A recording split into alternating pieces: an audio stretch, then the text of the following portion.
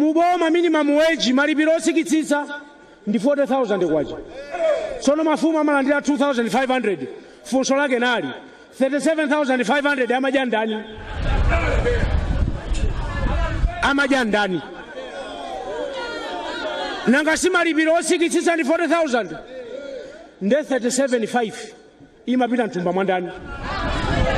Chifukwa chake tikuti tufuna tithane ndi mbava pa 23 pano. Tufuna dziko lokuti tonsefe tidzisangalalamo. Koma kuti dziko motisangalale choyambirira ndi choti anthu tizidya katatu pa tsiku. Mmawa, masana, madzulo, mtawuni ndi kumudzi komwe. Palibe posankha ayi. Koma kuti zitheke choyambirira nzoti zokolola zathu zichuluke. Zichuluka bwanji titsitse mtengo wa fetereza. Tikatsitsa mtengo wa fetereza kufika pa 4,495 kwacha.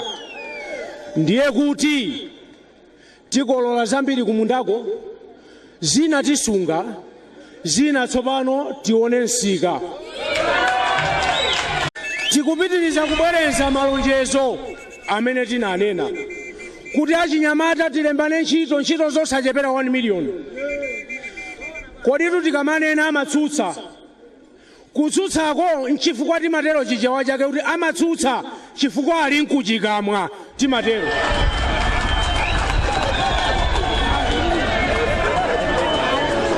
Chifukwa papanda kuchikamwako sibweza kutsutsa. Koma ali nkuchikamwa tikumvana atu.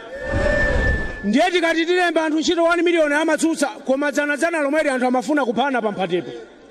Kunzuzu mulilongwe mmangochi nzombamo anthu amafuna kuphana chifukwa chokafunafuna ntchito. Kutanthauza kuti anthu amene akufunika ntchito ndi anthu ambiri.